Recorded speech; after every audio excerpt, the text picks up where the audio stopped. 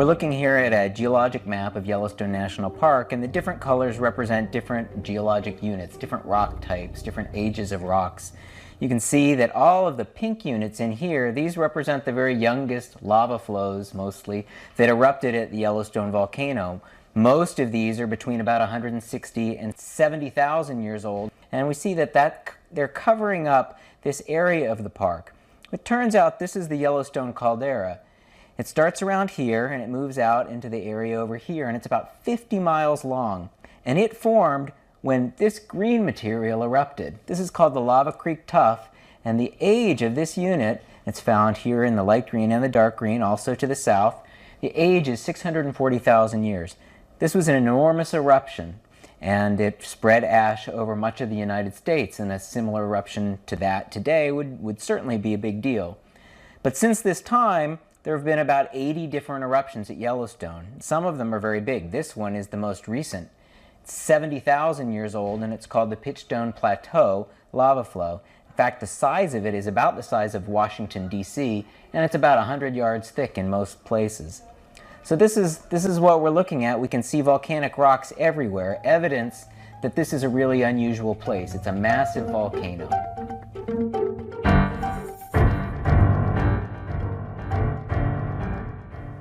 Some of the eruptions from Yellowstone are truly enormous eruptions, some of the largest ones that are known of on Earth. And that includes this green unit here, the Lava Creek Tuff, as well as the purple unit, which is the Huckleberry Ridge Tuff, which is erupted 2.1 million years ago.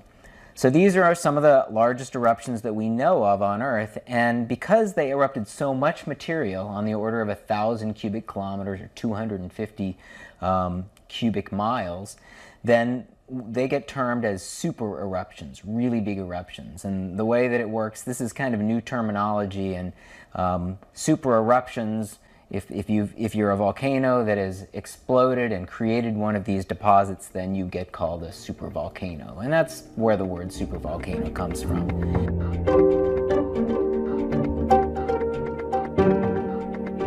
So you have this magma that's beneath the surface, and when it erupts and comes out, there's no longer support for the ground surface up here.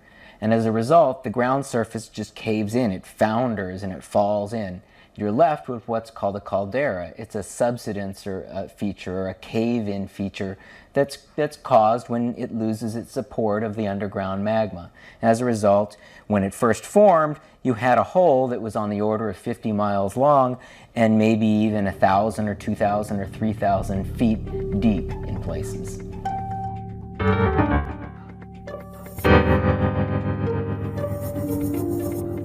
We have this deep magma chamber, and there's a lot of heat. The magma is generally at temperatures like 800 degrees centigrade, or something like 1,300 degrees Fahrenheit. There's a lot of heat. That heat heats up the rock, and that rock then, there's conductive cooling, there's water down there, that water gets heated up, and so much of the water that's near the surface at Yellowstone is actually at boiling temperature, and as you go down, it gets hotter and hotter.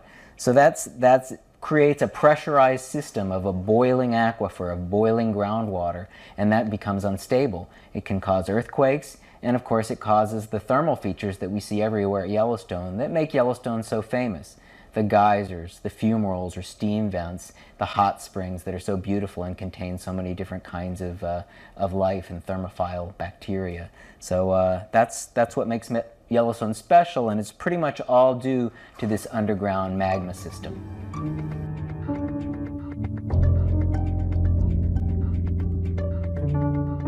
So we have these massive eruptions that are really quite rare, and then we have these lava flows that happen more frequently, but still not. The last one was 70,000 years ago. But this would be a really big event if it happened again within the park. It might cause forest fires, it might dam up rivers, and it would cause a lot of commotion and anxiety within Yellowstone, but it would have very little long range effect. It wouldn't affect people in states that are hundreds of miles away, certainly. We have other big events that occur at Yellowstone. For example, earthquakes. In 1959, there was a magnitude 7.5 that occurred out near Hebgen Lake, caused a lot of damage in the park, and also caused a lot of changes to the thermal areas within Yellowstone. The Teton Fault is on the border of the Teton Mountains south of the park, and it potentially could have a very big earthquake associated with it. Beyond that, we have the hydrothermal explosions or steam explosions when the groundwater system becomes too pressurized and erupts during some sort of perhaps an earthquake or due to a change in lake level. And what happens is you get the groundwater system can form really large holes in the ground, sometimes hundreds of feet across. This is a turbid lake right here, Indian Pond, and Mary Bay. All of these were created in the last 15,000 years by explosions of the hydrothermal system. In this case, no magma is erupted, and they're fairly localized events in terms of their damage, but they're still definitely relevant for what's going on at Yellowstone and need to be watched. Almost every year, somewhere in Yellowstone, there is a small hydrothermal explosion. Sometimes they might only be a couple feet across, but we find evidence for them. Sometimes we see a little bit of smoke coming out or fumes coming out in a place we didn't expect it. Sometimes somebody hears it. And in lucky cases, we actually get to witness one of these explosions, and that's happened every few years as well. We have no way of predicting these explosions, especially the smaller ones, but we hope that as time goes by, we'll get more and more knowledge about how they work, and maybe get the chance that someday we'll be able to be able to have some predictive capabilities for these explosions. I'm Jake Lowenstern. I work for the U.S. Geological Survey, and I'm the scientist in charge of the Yellowstone Volcano Observatory. Today we're going to talk about some of the eruptions that occur at Yellowstone, have occurred in the past, how big they get, how we know when they might be coming, what we need to worry about, what we don't need to worry about.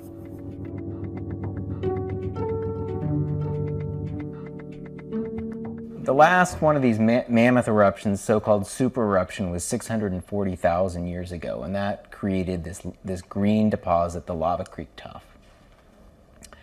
There were three of these really large eruptions. There's the Lava Creek Tuff, then there's the Huckleberry Ridge Tuff that's 2.1 million years ago, and then you can just make out down here, this is the Mesa Falls Tuff, and it erupted 1.3 million years ago. It was a bit smaller than the other two eruptions.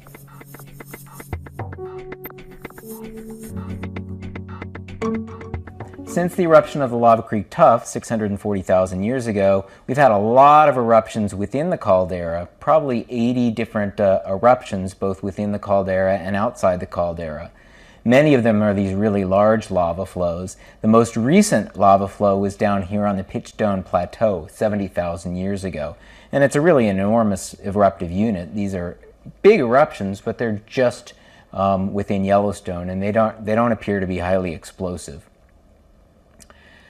Besides that, we have a number of smaller eruptions that are similar in composition. These are rhyolite lava flows. They're really sticky and gooey and don't move very far from their source.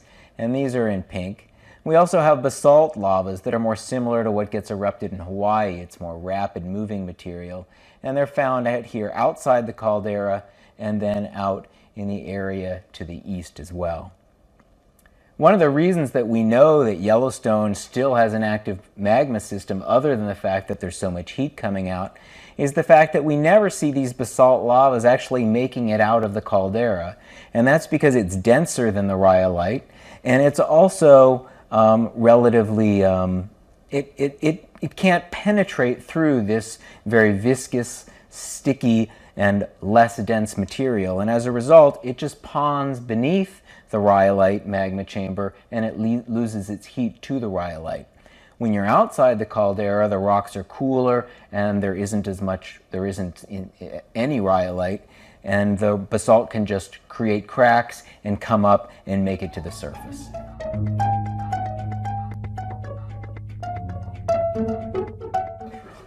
But when you see people claiming it's overdue, usually the numbers they come up with, they say that the last eruption was 640,000 years ago, but that it erupts every 600,000 years, and so therefore it's 40,000 years overdue.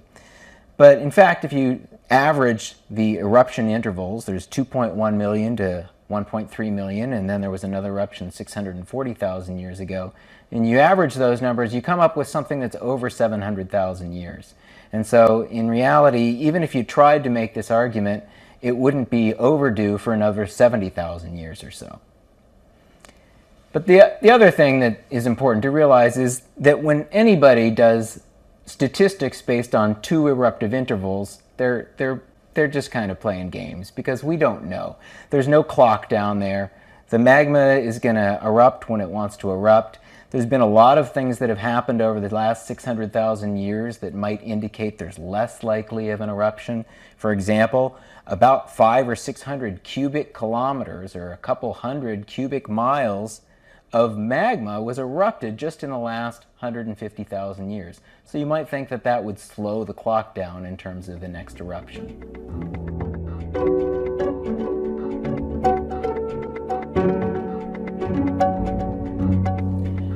The last piece of evidence we have in terms of the next eruption at Yellowstone is that when scientists or seismologists do tomography, when they, like a CAT scan on a human being, you do a tomographic image using seismic waves.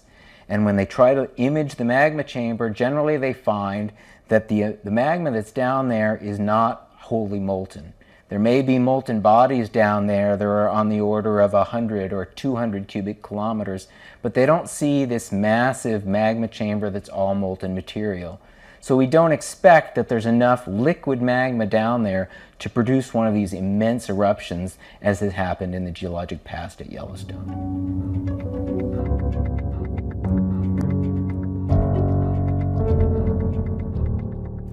Having said that, we don't know everything.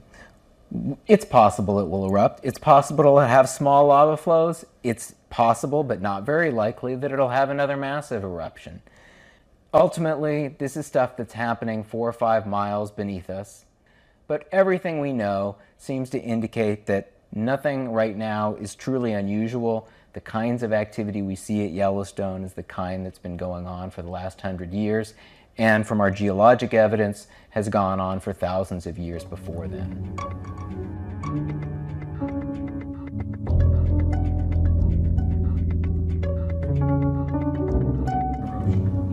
Well, occasionally we get swarms of earthquakes, and some of these swarms can be quite intense. We had one here in 2009 and the end of 2008 that was almost 1,000 earthquakes, and there were many of them that were above magnitude 3. Some of them were felt in the northern part of the lake. But that's pretty much all that happened. We had no evidence that there were any explosions that were occurring. The caldera had been moving up for a period of years, for about 4 years, and the caldera had moved up about this distance over a very broad area. But we didn't see any change that was occurring when the swarm was happening. And so we didn't really see any of the other indicators that would make us really think that something bigger was about to happen in terms of a volcanic activity. There's a man inside your mind.